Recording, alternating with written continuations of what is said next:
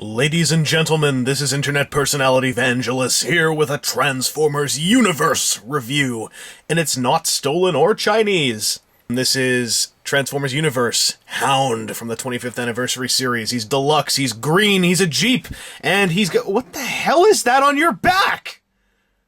Hound, seriously— oh god, guys, I'm sorry, I forgot about this. This happened last week, and let me just flash us back.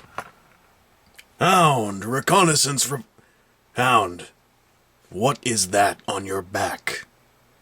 Oh, well, Prime, I was trying to get in touch with some Earth culture. I thought that getting a nice classical boombox would liven up the place a little bit. Ha ha ha! Ha! What? Anyway, now that we've gotten whatever the hell that was away from Hound, because he always seems to bring useless things into the base, we'll flip down those storage pegs. The Jeep mode is not that bad. It's got some nice all-terrain wheels, it's got detailing all over the place, it's got an interior, which is a nice little touch. It's kind of small, but, you know, it's a Jeep, that happens. The transformation is actually pretty neat. You just gotta pull this thing off, which is unfortunate. I'm still not a fan of parts forming in this day and age. And with the seats down, those are the start of something really cool, namely this bit of transformation here. This is a really cool bit of kit where, there you go, bottom half transformed.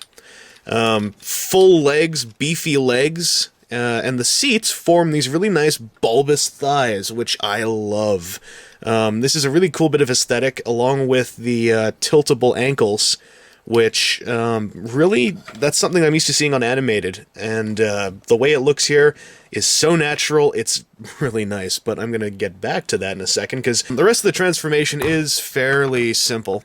It's the kind of thing that you'd expect from a Hound. It's kind of based on the alternators thing, except the arms come from the underside instead of the interior of the hood in that strange bit of robo-origami. And this little pelvis piece just completes down there, and then you're more or less done. These wheels, you're supposed to put them like this on his back. There's no real solid way to get them in there. They just kind of sit there. I don't mind it. Some people find that very annoying. I apologize to them for the designers.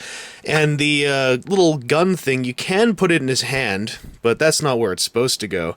This thing's supposed to go up here. Now you gotta move this out of the way, and unfortunately this thing doesn't really go in very solidly.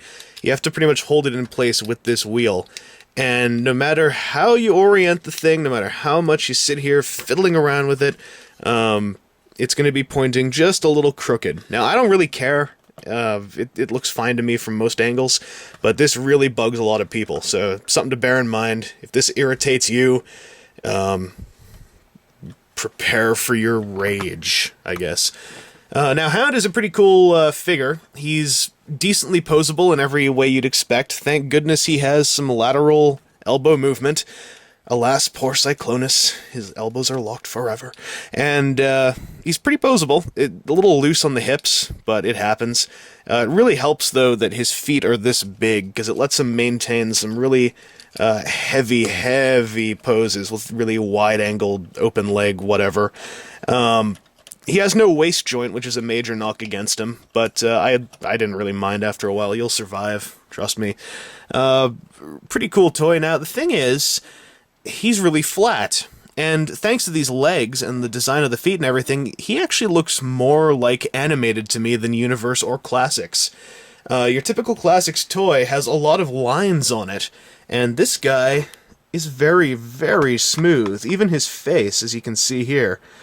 Very smooth, very cartoony head sculpt. That's not a bad thing, but it also means he doesn't fit in perfectly with all the other Classics and or Universe toys. It's, I'd actually call it a minor knock against him, although very few people have pointed this out, so really, unless I'm the one who's brought it to your attention, I wouldn't worry about it, and if I did bring it to your attention and it has totally ruined your enjoyment of the toy, I'm feeling so naughty. Now, he did come with something else, whatever the hell this was. What is this? I mean, it's not a storage container. Let me check the box. A tape? Hound, give me a new reconnaissance oh, for crying out loud. Oh, well, Prime, I thought I'd get us a nice big old cassette tape to play in our nice giant cassette tape player so that we could enjoy some tunes here at the Autobot base. What? Yes, defying all the odds, we have a new cassette tape transformer, even though most of the target audience nowadays doesn't even know what a cassette is. However, I think it's pretty cool, and even on the packaging, they call it a cassette, which goes against the BotCon where this was announced, where they said that he would be called a storage container, because children don't know what audio tapes are anymore. The transformation on this guy is also fairly incredible. His tape mode's a little rickety, but really it's worth it for this. Now, tapes are flat. The previous tape transformers of the 80s tended to reflect this by turning into flat things. This guy, however, does not turn into a flat thing. You see, you array all the parts, you flip out a head, you think, oh, okay, that's cool, and then he turns in on himself in two different directions, and you suddenly have a nice three-dimensional little Jaguar called Ravage. He also has holes here that can fit the classic G1 weapons. Unfortunately, the only G1 Ravage I have is a beat-up junker I got from a garage sale in the early 90s, so I can't show you that, but he's still pretty cool. Only two major problems. Number one, he's barely posable, which is odd, because he looks pretty posable, and he can move his legs a whole lot, but the front legs are locked. This is their only joint, and that really kills it for him, which sucks, because he's pretty expressive with his head down, his head up, his tail movable, these legs all posable. Big shame there. I wish there was just a joint right here. Also, and I'm not sure if this is the case on everyone's Ravage, but if I just zoom in for a sec, you see how you can see his eye there? That's pretty useful. On this side, you can't because it's not painted in. He only has one painted eye. That's a bit of a shame. But overall, he's a pretty cool accessory, and he also fits in the original Soundwave, which is a really nice touch. This has got to be one of the best 25th anniversary things we've seen so far, in my opinion, just for pure, unwarranted fan wank. And packing him in with Hound is a great idea, too, because they were kind of adversarial in some of the early G1 cartoons. So, it's a pretty cool touch. Overall, Hound and Ravage are an excellent pair, especially considering you get the two of them at the deluxe price point. Kinda wish Ravage was left out only so Hound could have been improved more, but really it's a moot point with how cool Ravage is, so I'm not sad to see him there. I'd recommend this to anyone that likes Transformers. If you don't like any kind of aesthetic, this guy covers a lot of them at the same time. There's one in there you're gonna like. He's got some animated, he's got some classics, he's got some universe. However, that's also a bit of a downside, because he doesn't really fit in perfectly with everybody else. But really, I don't mind that much, and I'm sure a lot of you don't even notice or care when you do see it. So, really, this is one of the most top recommended toys out there right now. Him and Cyclonus both are epitomes of the Universe line, and it's a shame that they may be some of the last toys in that line, because it looks like it was going places that were pretty cool. But hopefully that engineering will all carry over to whatever toys are on the horizon. Overall, super, super recommended. This has been Internet Personality Vangelus.